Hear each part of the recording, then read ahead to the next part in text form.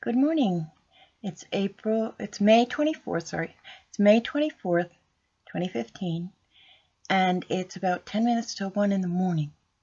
However, I was just watching some YouTube videos and a word or something came up, and whenever that happens, the enemy likes to insert things to provoke me. Because I trust God and I know that He will do exactly what He said He would do. But it brought me to a place where it's time to reveal. Now, I have been instructed to use the term alleged, so I'm going to use the term alleged. However, when I say God told me, that is not alleged. God is not a man that He should lie. But anything else, I will use the term alleged for now. So that's up front. So when you hear me say it, I spoke it up front. Anything that I do not say God told me in the scriptures, or this way or that way, you can consider it alleged. Okay? I think I'm pretty sure I mentioned them previously, the brothers. We're going to call them the Doberman brothers, because they were, as a whole, identified as Dobermans in Florida when the primary players were getting identification clouds. And I said that what did I say? They were going around sleeping with everybody. I felt like a fertilizer, because every time I turned around, somebody was turning up pregnant, near me. So I said they were like dogs or something, I don't know. But then I went out for a walk, and I always look up, because that's part of my my assignment is to read the clouds, or the truth. His truth is in the clouds. So I saw a cloud in the shape of a Doberman. So I went in and did what I always do, and I looked it up, and it said breeding dogs, and that fit them because they were going around having sex with everyone who was offering themselves up. So anyway, I lost track a long time ago how many harlots were stalking me, wanting to be compared. I lost track in Florida, and then there were more in Texas, and then they started to, with a few more here, but that didn't last very long. So anyway, so that, for that reason, I call them the Doberman brothers, but they're actually the De Leon brothers. They are originally from, they said, one of them said, from Houston. But when I met them, I met them in Palm City. But when they were calling my phone, I did a phone number lookup, and it was Hobe Sound, Florida. So from wherever. So anyway, I want to name them now, because I have been provoked to do so, because they taunt me constantly. See, these alleged embezzlers, stalkers, rapists, slanderers, alienators, etc., etc.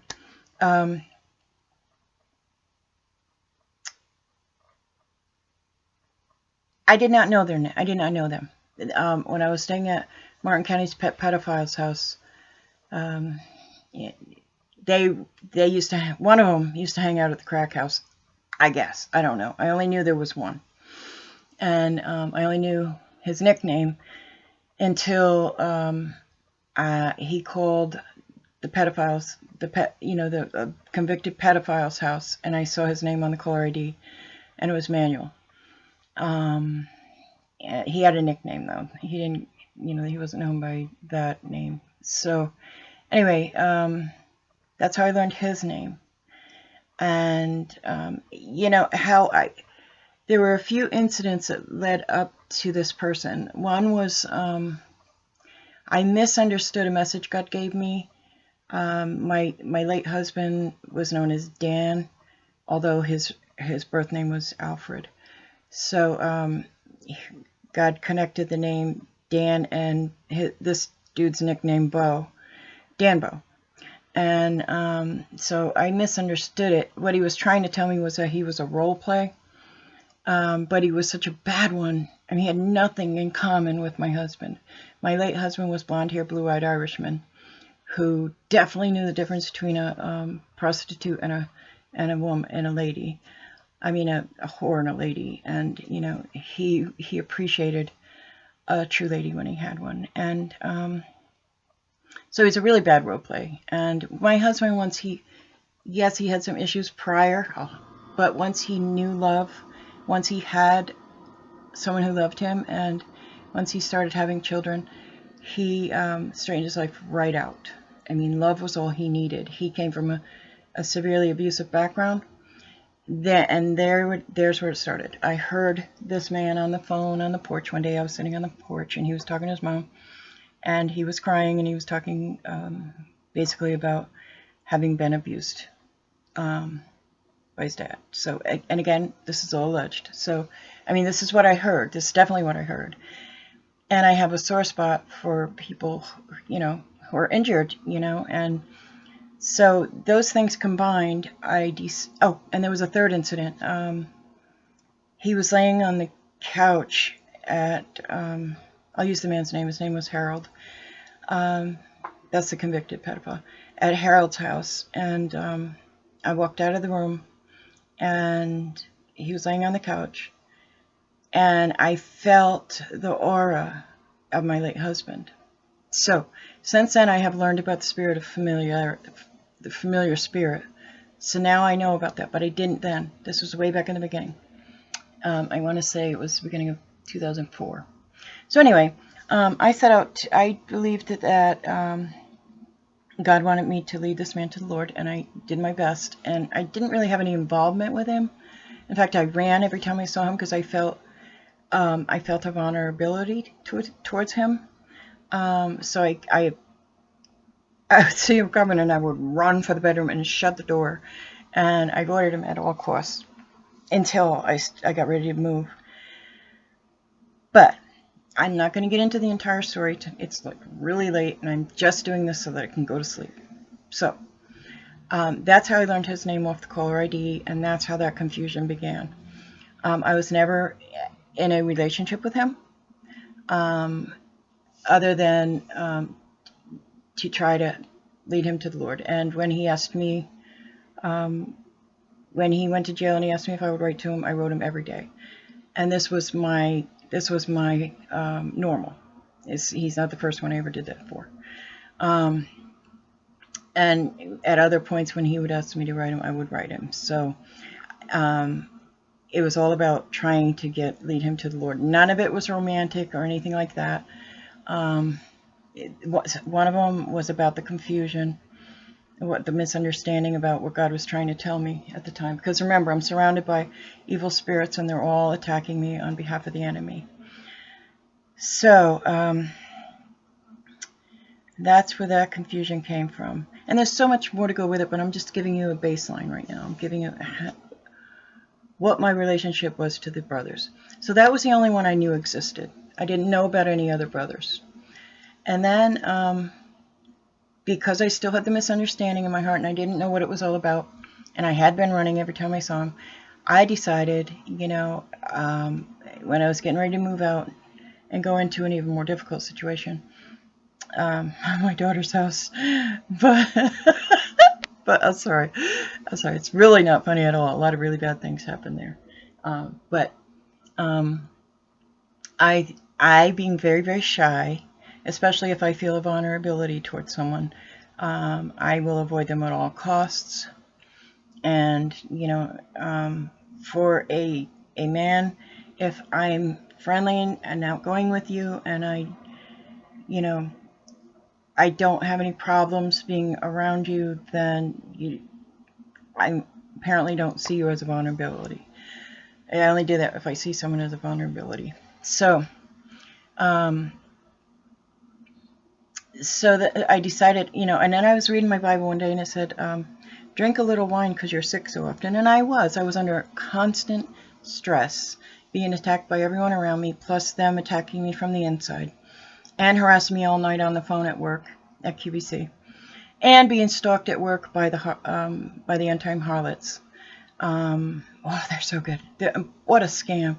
Anyway, so I bought some wine coolers, and the wine coolers have never ever caused me a major issue.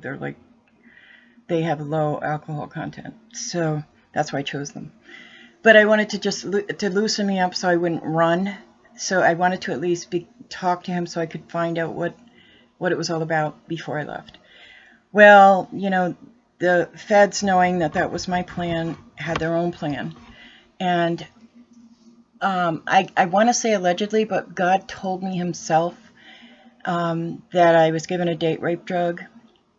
And I wasn't understanding it because I felt that I just really I didn't believe this man would do something like that. Number one. And number two, because God had given me a dream, I think it was the night of the incident or the night after, where he showed me what happened with that particular person. And believe me, I know it was factual because they had it all over the radio the next day. They were making comments about it, but not as relating it to us. So I don't make false accusations, and I just couldn't figure out why I would be that far gone on simply some wine coolers, but and only had a 4-pack. So I had no idea how that could have occurred, but I just thought, since I don't drink, I hadn't drank in like years, and so I thought maybe it just struck me, whatever. But since it was God that said date rape drug, and I'm like going, no, because I didn't know anybody else existed, but this one person, Manuel. So, and then I was hearing that I was pregnant, and I was feeling that I was pregnant. I was crying, and I always know right away when I'm pregnant. So then I went to my daughters, and they had been working on her from the time she was 18 years old, and she didn't want anything to do with it. But what they do is they find something to hurt your feelings and to get you involved, and that's what they did with her. And plus, she was in an abusive relationship at the time with a boyfriend, a guy that I tried to warn her about. But you know how teens are when you warn them. Oh, mom doesn't like him. Oh, I want that guy. Anyway, so I went there, and long story short, she had a 4-month-old baby, so I would let her sleep, and I would get up and I would get breakfast and stuff for the other 2 children, my 2 granddaughters, and I fixed my own meals, and I didn't share meals with them, and so her then boyfriend would come home and he would cook dinner for the family after work, cooking all day at the diner, and but I wasn't, we had separate meals, other than what I cooked for the kids in the morning. And so all of a sudden she starts cooking, and she starts including me. Long story short, I ended up having a miscarriage, and I believe it was done deliberately because I got a call at QVC, and the man on the other end of the line, who I don't think was an enemy, I think it was an ally of the Lord, and he said, it says here that they were aborted. So, because I was hearing joined at the hip. Later, all right, never mind, forget about the pregnancy right now because I'm talking about the brothers. I didn't know anything about the brothers until I left my daughters, and that's a whole nother story. I was getting ready to anyway, but the feds had her pull a stunt, a really ugly stunt. Anyway, after destroying my car, and a stunt in which she stole everything I had, right down to my underwear and vitamins. My last picture of me and my late husband. everything. So anyway, I end up going, I got an apartment, and I lived there for a year, and I couldn't afford it anymore. And I ended up back at Harold's. But it was God's will, because I wasn't believing him. I wasn't believing him because I didn't believe that, I believe in people. I'm sorry. I'm used to bringing out the good in people. And that's what I've always done. Even people that other people were afraid of. You know, God just would bring, because I treated them with respect. You know, and whatever it was God did, it brought out the best in them, no matter who they were. And not these guys, though. I mean, because they feed off each other, like I said, in the feds, and they were all, everybody eating off each other. So then I went back, and one by one they sent the brothers over. And I'm not really sure how many there are. I know there are 3 major players, and God told me their names. God told me Luke's name. I did not know Luke existed. God told me Thomas's name, in the Bible, Thomas the twin. And then he showed me a magazine. And in the magazine, there were a set of twins, and one was light and one was dark. One took after the mother, one took after the father in that case. Because these don't look alike at all. They're completely different. But apparently they're twins. And then Manuel and Thomas, I believe, to be twins that look nothing at all alike. Anyway, and they say the other one is a cousin, but God gave me the name Benjamin for him. And then there was this really arrogant SOB that came around. I don't know who he was. He wasn't involved that night, though. So, Manuel, I don't believe he knew anything about the date rape drug.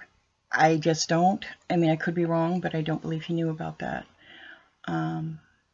So, I do know what happened with him, and I do know what was said and everything God showed me in a dream. And so, I know what happened there, and, you know, that was a totally different story. Whether or not they had already, I believe it was Luke that came over pretending to be his brother, once he saw me drinking, because they had it planned. And so I possibly had already been given the date rape drug. Anyway, so God needed, you know, because I'm saying no when he's saying date rape drug. So he had to send me back there, because I only knew one existed. They all sound alike.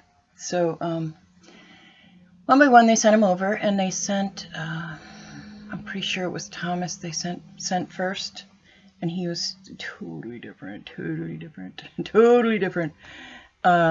tall and dark, and I was like, God, this doesn't look familiar. Sounds familiar, but doesn't look familiar. And I'm not going to get into my whole thoughts, but I couldn't comprehend why he looked so different. And I'm looking at him like a child, you know, that looks one way when they're a child and then grows up, but it really wasn't that long. It was like a year, maybe a year? Was it a year? A little over, it had to be over a year, probably a year and a half, somewhere around there. Anyway, so that was, God told me Luke's name and Thomas's name and Benjamin's name. I didn't know their names. And after Thomas, Luke was Luke. And I'm pretty sure it was Luke. Luke was the one that came most of the time. And those are the brothers where I told you, once I saw the scar, they started painting scars on their face. And occasionally Emmanuel would come around in between. And I think that Benjamin was the last one that came. I'm pretty sure. He was a sweetheart. I'm sorry, to this very day, I can't. I mean, he was man enough to tell me about some very personal and very painful stuff that had happened to him. And I'm not going to make that public, because two wrongs don't make a right. And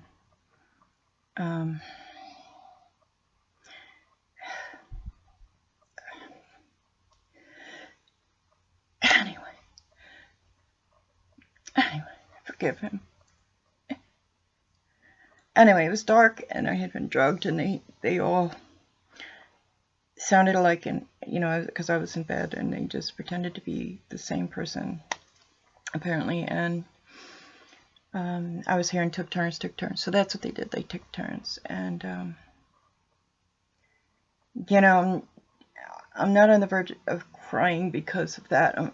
It's because of what Benjamin told me, and that's really heartbreaking. Had happened to him.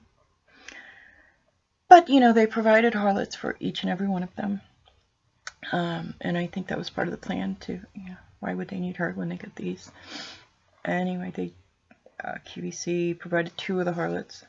One had just recently got her out of jail on a drug charge. I don't know who's with who. I don't even know. Since they call Carol Brick Oven, I'm thinking Charles Emmanuel, because he's the one that got hit with the brick. So there you have it. That's who they are. And they plotted an embezzlement scam, and they had plenty of help. The feds orchestrated the entire thing. And Dennis the Menace, I learned his name from God too. He's a theologian that worked at the Fort Pierce FBI headquarters. And my other soul is Doug David up in Lake George. I'm getting a Holy Spirit hug right now. I love that when that happens. That's confirmation. He's been doing it since the day in the church. But I don't want to get off course. So, I love you, Father. I love you. I love you. So they plotted this embezzlement scam, and they had Kristen Kendall, who worked in the office where I lived in Port St. Lucie, my last apartment in Florida, working for them along with Linda McGee, who they say is a police officer. One or both of them, I had bought a container of creamer, coffee creamer, and I poured it into my cup. It was brand new, and it wasn't outdated, and I poured it in my cup, and it curdled. And so that caused me to take it and pour it into a clear container, and I put it in the fridge. And when I went to get the container out of the fridge, I can't remember if it was blue or green, but it had a line around the top. And I remember telling my oldest son, who happened to be in Florida at the time, I was talking to him on the phone, and I said, I told him what happened. He said, that is weird. I remember that to this day. So I believe that because they had made several attempts on my life, and they had attempted to poison me several times. They being the entire group of persecutors. And I think that had to do with those 2 harlots. But they were all involved in the embezzlement scam. I believe. And I remember I started at the beginning that this was all alleged. But it's not alleged in that when I got to San Antonio, I visibly saw Emmanuel once. He was in a white van, and he pulled over to the side of the road, and I got so used to I was in a bad area, I didn't realize it because I had just gotten there, and I go for a walk, and men would try to pick me up. And so he pulled over to the side of the road, and I had no way, I mean, I was good to run, right? But I had no idea. And later it clicked in my mind that it was him. And so they told me that he had his harlot in tow. And then they started sending tow trucks around with a doily on the head saying that he married the harlot, which was Carol. Like, this is all necessary, you know what I'm saying? So, I mean, they must have been really, really happy that they needed to cause me this mental anguish. So, anyway, so I know that's not alleged because I saw him with my own 2 eyes. And I saw him here in New York a year ago. This month, I was going for a walk, and this car pulled over. And not pulled over. Car was going by and slowed down and did one of these heart thingies. I'm like, do you really think you're that brand that You can like stalk, harass, cause me all this mental anguish, and for what purpose? After I saved your life. That's the one with the, in one of my previous videos, I told about the cardinal in the mailbox, but I'm not going there right now. And that I really care about your little heart hand gesture. Really? You know, this is for my work that you're trying to embezzle and leaving me with food stamps and government housing so that the government is in complete control and they can threaten and just control everything. When God made all provision for me and for my work, and my family, the family of God, is suffering because you want to take revenge on me because of the condition of you didn't get what you expected from the harlot. You know, when God chooses and assigns someone for something, it's not multiple choice, and he chooses those people for a reason. So I thank God it wasn't you, and because you're definitely not a man. So, and your consequence for your rebellion against God and his anointed and all the crimes that you've committed against me is not my fault. You know what I'm saying? It's not my fault. So, and you, of course, no legitimate court of law would ever, which is why you never took me to court, which is why they never took me to court, because no court of law would say, oh, you had a deformed baby. It must be her fault. Really? How's that? You know what I'm saying? It was your sin. It was your consequence. You got what you got. You're drug addicts, you know, and that's what comes out of it. You know what I mean? So anyway, I'm sorry that it worked out the way it did. I really am. I would have rather seen each and every one of you be saved. And even after I knew what they did, I still preferred to lead them to the Lord. But you know, I'm just that naive, and I just had never failed. But I never had the feds orchestrating all kinds of crimes. It was me and the individual, and God, me and God and the individual, and God was able to reach anyone that he had ever signed to me before. And you know, it didn't have feds providing harlots and providing bait and, you know, doing the bait and switch thing and all that. So that's where we're at, and it's all I'm gonna receive all of it back, double with interest.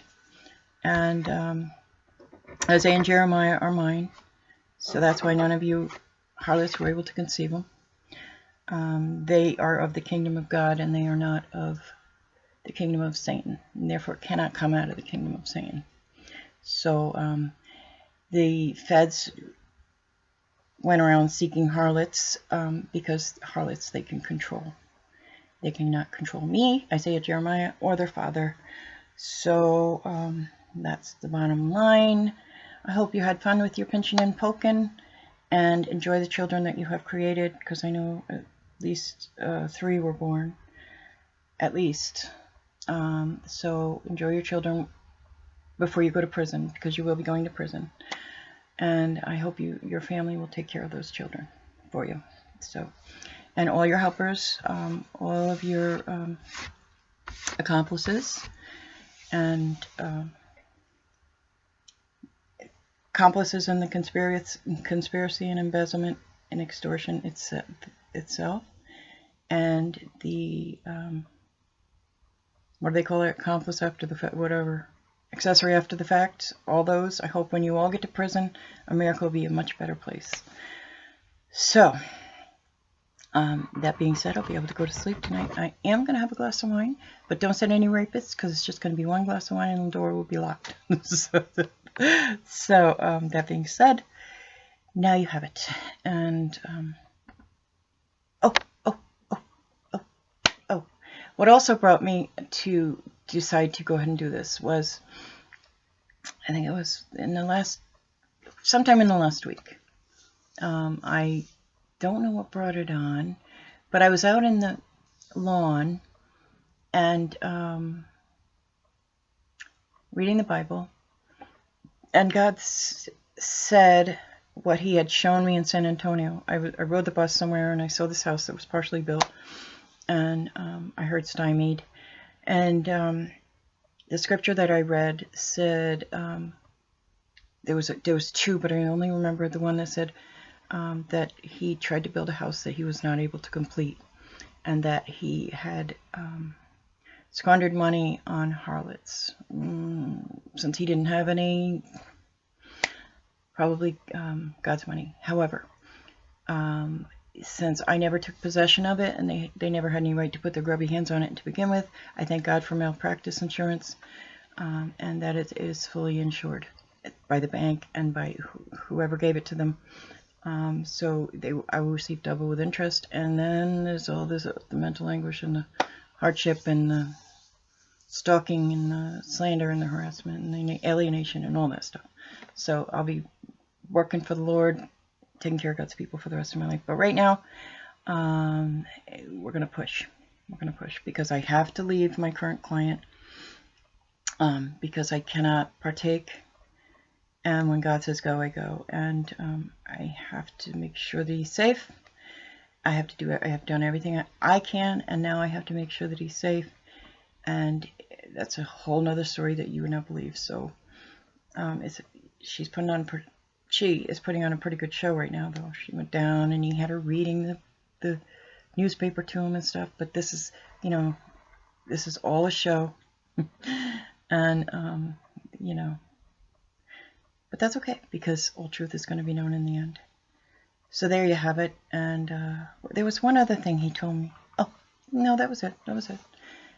That was what he told me. He started to build a house and wasn't able to complete it, and that he squandered money on harlots. So him could be one or all three. Take your pick, but that'll all come out later. So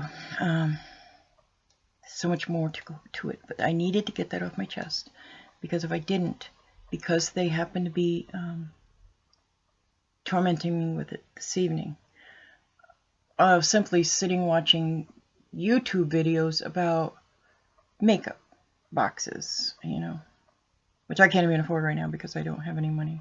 I think I have $3 in the bank, and the Lord made all provision for me. So it's always darkest before the dawn, and all their little conspiracy and their scams just won't work, because my blessings are insured, and I will receive everything that God put my name on, and I will open up my Father's table distribution center where I will be caring for the people as long as I live and breathe, which is going to be a very long time, just because Satan's been trying to kill me since I was in the womb.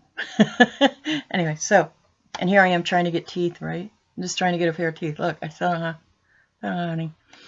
And that's another ball game too. Oh, you wouldn't believe it. But anyway, I'm still waiting on another decision on that.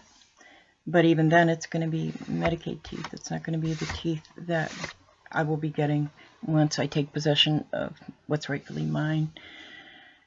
And I'll go to the dentist and I'll get teeth. So, and whatever else is needed, as I will be doing for my brethren, without conditions. I will not ask, what did you give to me first? That's not going to be happening. So anyway, there it is about the De Leon brothers, also known as the Doberman brothers. And I mentioned most of their harlots already. And I mentioned Claudia Williamson earlier today from Haven for Hope. The prostitute. She was pretending to be a prophet. But there's only one big difference. That's the one that put the... Did I tell you about that? The one they put in the bed next to me, and she took the shorts that Manuel, also known as Bo, used to wear, and a bottle of Naked, and with a yellow cap on it, because she said, an orange cap on it, because she said she liked orange, and was letting me know that she had an appointment to go have sex with him, and then later another She sat in the hall with her little tears, because they always have them posing. And they made it known to me that she had had sex with him. In other words, like I said to the cultist, she let me know that he wasn't getting saved; he was getting laid. So yeah, that and the virgin, the one that was always around me saying, "I'm a virgin, I'm a virgin, I'm lonely, I'm lonely." She's not a virgin anymore. So anyway, there you have it. And now I can go to sleep, and I leave it in the hands of the Lord. And what the Lord told me and showed me is factual, and the rest we believe alleged.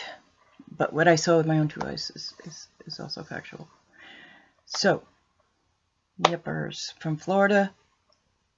So one of them once in San Antonio, and one of them once here in my home area where I grew up. So anyway, oh, my stomach is so upset. I'm not feeling good, and I'm going to go get a beverage, which is a really bad idea because I need to go to bed. It's 1:30. Oh, and because my client, the person in charge, had the cultists go in my place today for some godforsaken reason. Oh, to put on a show. That's right. She has to put on a show. What a nice, sweet little lady she is. And how well she cares for him. But that's not what happens normally when he's at home. And I got a lot more to tell on that too, because it's really ugly. But that's not for now. So I'm gonna go get a beverage, and because my stomach is really upset. I'm an emotional eater, and I'm for sure emotional because I'm not sure what avenue we're going to take to get me home to my house that God provided for me. And they haven't allowed me to speak to an attorney, although I did have a helper. I did have an attorney helper in Florida, and but that's illegal. I mean, that's my my constitutional right. But they haven't allowed me to talk to an attorney because they have so much to hide, and everything they have is so bogus that a good attorney will pull it right apart, and they don't want that. So they're stalling, and it's not going to work because time, because I'm leaving this position. I cannot be a part of it anymore. I have to leave it in the hands of the Lord, and then I'm not going to have anything to live on, and so I'm going to push that much harder. So